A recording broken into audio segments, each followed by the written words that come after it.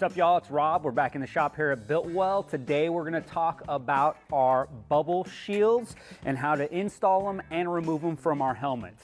Now, these bubble shields fit our open face Bonanzas, our DOT Gringos, our new ECE and DOT Gringo, as well as other brand helmets that have a 3-snap brow. Nice thing about these shields is that these 3 snaps each have an adjustment. The center snap adjusts vertically, and the 2 side snaps adjust horizontally. Now, this is key when installing the shield onto a helmet. It makes installation easier. I'm going to show you that now. What I like to do is start off with the center snap first.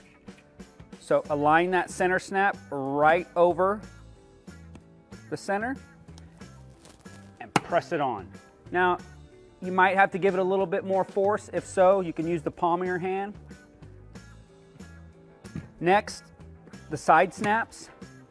I like to just lift it up just a little bit, slide the snap over, snap it into place, and do the same for the other side. It's that easy. Now I'm going to show you how to remove them.